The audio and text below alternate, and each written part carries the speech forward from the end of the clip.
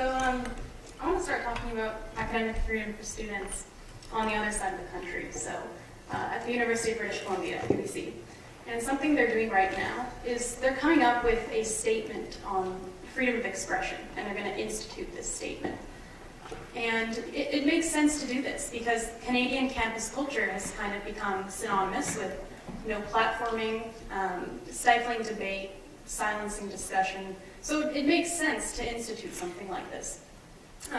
So when they put out their draft statement, they allowed for feedback, and there's actually over 100 comments online that you can read. And I went through over 100 of them, and it's really mixed reviews. And so here's the most contentious phrase. I'll read it for you. One person's freedom of expression cannot be allowed to trample the freedom and well-being of others.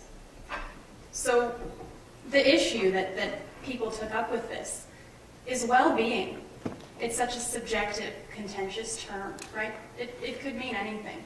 And so why it matters is, so there's a professor at Wilfrid Laurier University named David Haskell, and he has come up with the term linguistic imperialism. And what this means is that, so when you have a certain segment of society that it leans politically and ideologically one way, they're trying to redefine words in a way that suits their worldview and it conveys their worldview. So if we think of words such as mentally harmed, psychologically disturbed, unsafe space, trauma, violence, they're trying to loosen the definition so much that the power is taken away from these words. And so another way this is relevant, so as I said, I went through over 100 of the comments in response to UBC's draft statement. And there's one in particular that stood out to me, and I'll read this for you as well. The pro-life group that was set up outside the Nest for a week, and the Nest is the student commons at UBC, should absolutely not be allowed to do so. I felt uncomfortable and scared to go to school for a week as a result. Students should never, capital letters, never, feel unsafe at their own place of education.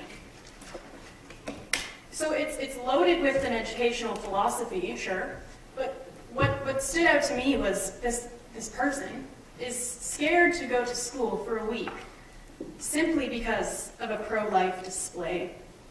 And I'm not a psychologist, obviously, but as a human being and with experience interacting with other human beings, it's not a normal response, right? And so Jonathan Haidt from the Heterodox Academy, he kind of says that in 2015 there was a coalescing of many factors that led to this kind of campus culture.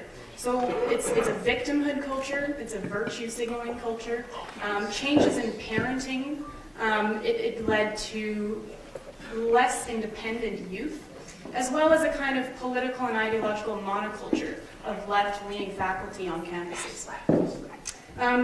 So the reason why I care about UBC's statement is because my university, Wilfrid Laurier, is going to come out with a similar kind of project. So, and of course this was inspired by the events that transpired between me and the university. So I was accused of being transphobic under the gendered and sexual violence policy for having a discussion about gender pronouns. Okay, and so we need to think about the hierarchy of policies. So let's say Laurier made a statement thank you. Laurier made a statement that endorsed maximum freedom of expression, okay?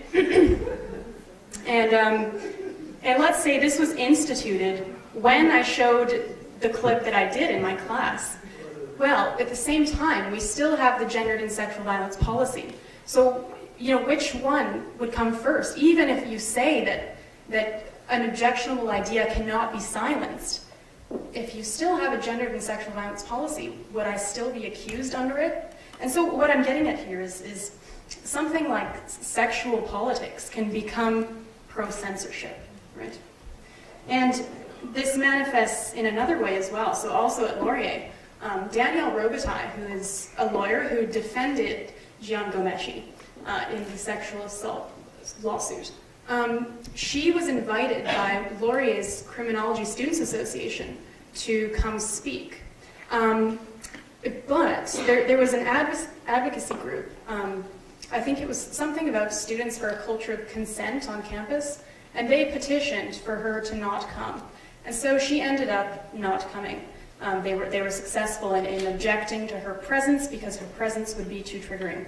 So again, what I'm getting at here is academic freedom for students. Even if you have a statement of freedom of expression, it might not mean anything if the pro-censorship policies are hidden within other legal frameworks and in other regulations. So that's what we need to look out for.